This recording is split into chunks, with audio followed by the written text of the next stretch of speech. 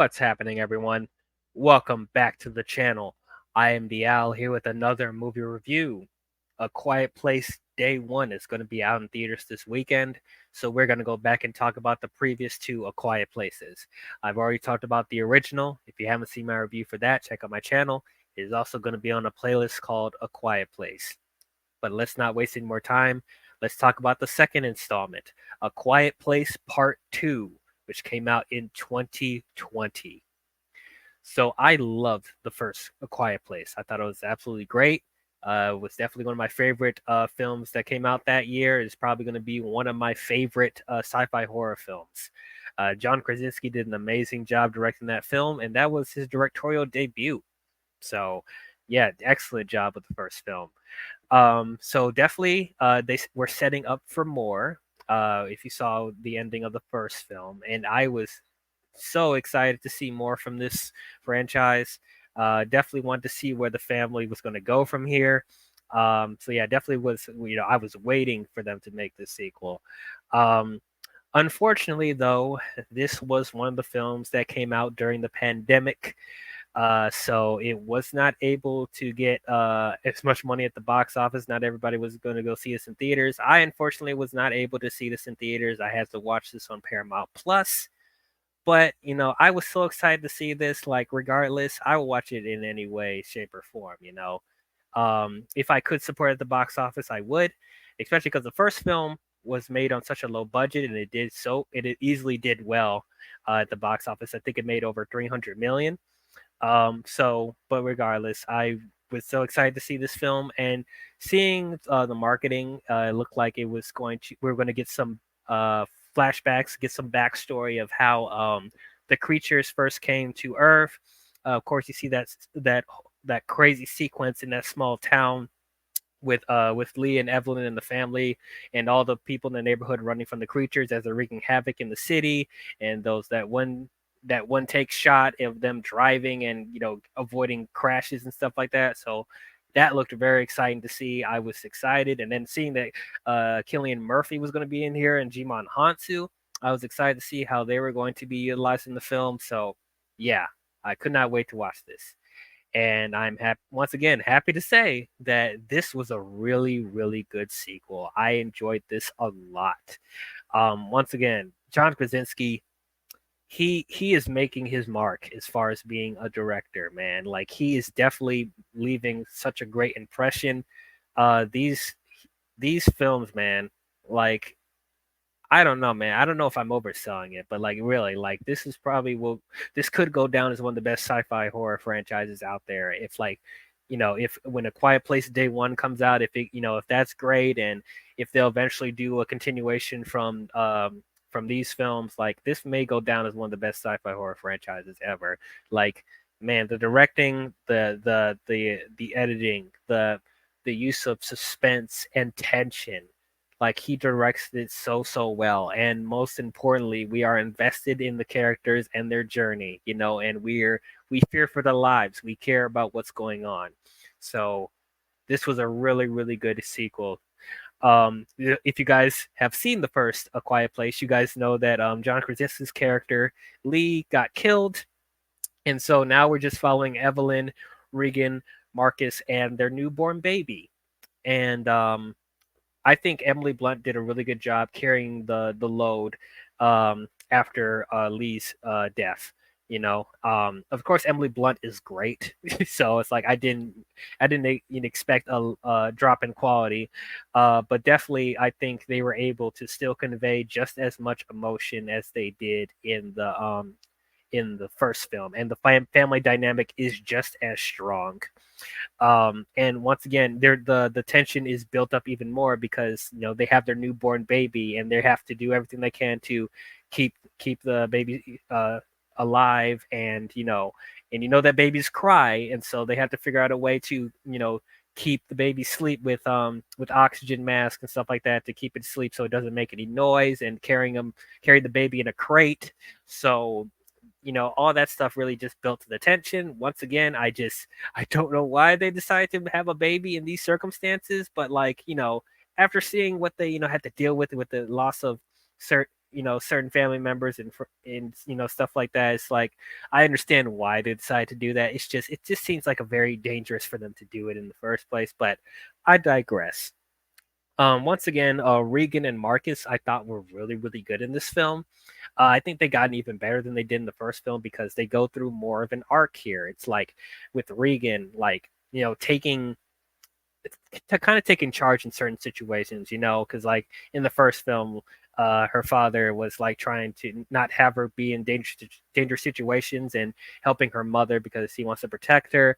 But like Regan actually, trying to stand up and actually trying to figure out a way to not only help her family, but also try to help the remaining survivors of the alien attacks, whatever, and also that they figure out a way to kill the aliens with the hearing aid and using the sonar like noise that goes off whenever they come near, and she wants to figure out a way to amplify that so they can kill as many of the aliens as possible.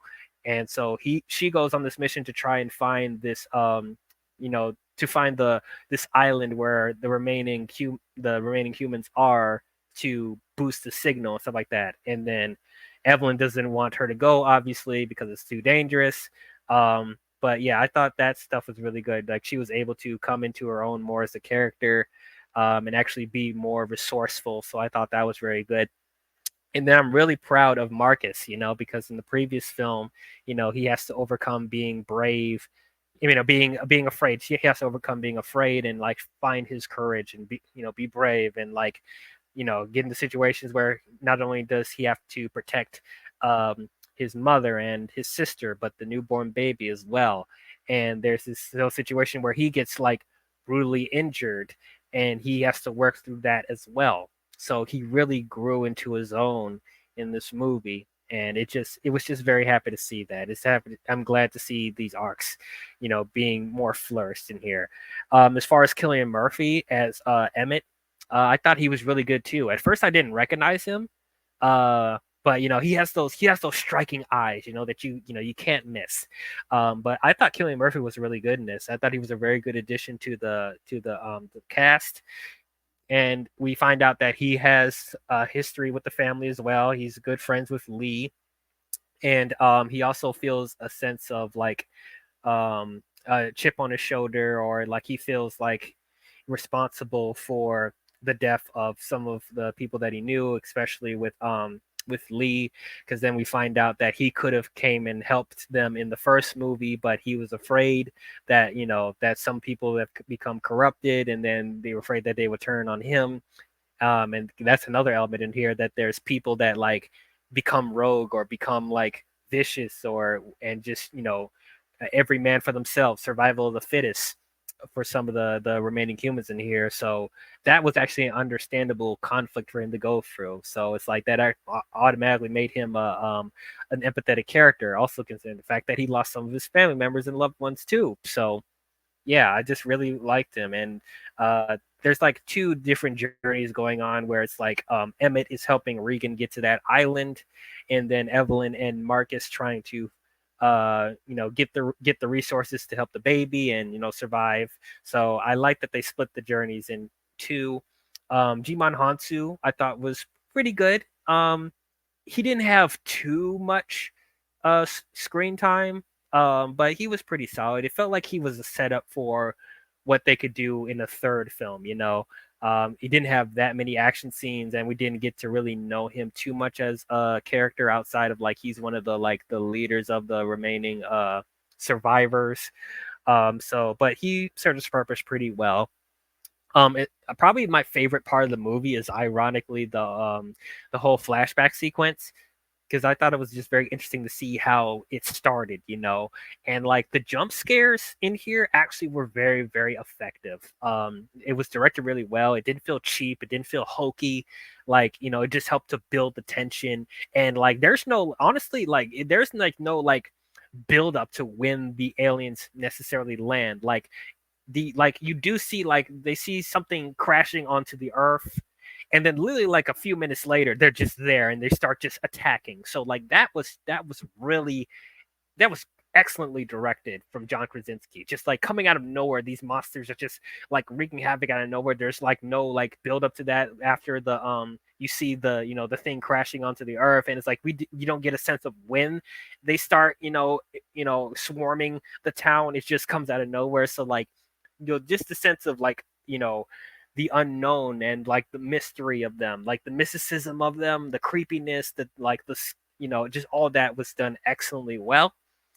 Um, you still don't really explain what the aliens are and where they come from, which I didn't expect for them to know because just this came out of nowhere and this is a small town. So like, would they really know like where the origin of these aliens are? No, not necessarily. So that wasn't really a big deal to me.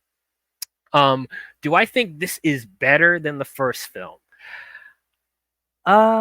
It's almost there for me. It's almost as good, but I think the first film I think did a better job with the intimacy and just like I think like the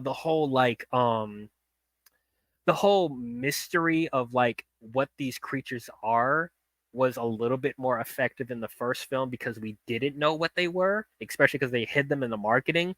But now that we know what these aliens are, I think just the whole like the suspense was not as like striking as it was in the first film because you didn't know what it was. They kept it they were treating it more of a mystery in the first film. And I just like the intimate setting that they were in with the house and the family and like the small distances they had to go through. Like I like that more of an intimate setting for me. Not saying that the stuff that they did here with them expanding the world and stuff like that wasn't bad. It actually helps you make the story more interesting, more engaging is in certain situations, and like making it a grander story. It still was very effective for what they did, but just for as a personal taste, I like the small intimate setting of the first one a little bit more, and I thought the creepiness and the mystery of the aliens were a little bit more effective here because like the aliens in here are a lot more out in the open in this, which is once again not bad, but just depends what your tastes are. But still, I think this is a great sequel. I thought the performances were really good. I thought Emily Blunt did a really good job carrying the load. I thought Cillian Murphy was a really good addition. I thought Jimon Hansen was pretty good. I thought the kids went through more of an arc in this. The scares and tensions were great. The flashback sequence I thought was awesome. But yeah, and once again, it's leaving open for more. So I definitely was excited to see more from this. I also I got to say the pacing for these movies are really good. Both of these films are like an hour and a half, and like you don't feel a slow moment in either of the films. Like every scene had a purpose, and so I thought John Krasinski did really well with that. Especially because a lot of films today want to be over 2 hours, and you feel the runtime a lot more in those type of movies. But I'm glad that John Krasinski got to the point with this film. So I'm once again going to give. You know what? I'm going to give A Quiet Place Part 2. I'm going to give it an A minus. It's slightly lower than the first film, but it's still a great film. If you love the first Quiet Place, you definitely need to watch this. And if you're a fan of sci-fi horror, you need to watch this as well. But those are my thoughts on A Quiet Place Part 2. What did you guys think about it? Did you guys love it? Did you guys hate it? Did you guys think it was okay? How does it compare to the previous film? Comment your thoughts down below and let me know. So the next film I will be talking about is the newly released A Quiet Place Day 1. So tune in for that when it comes out. But if you guys enjoyed this review, please don't forget to leave a thumbs up and subscribe to the channel.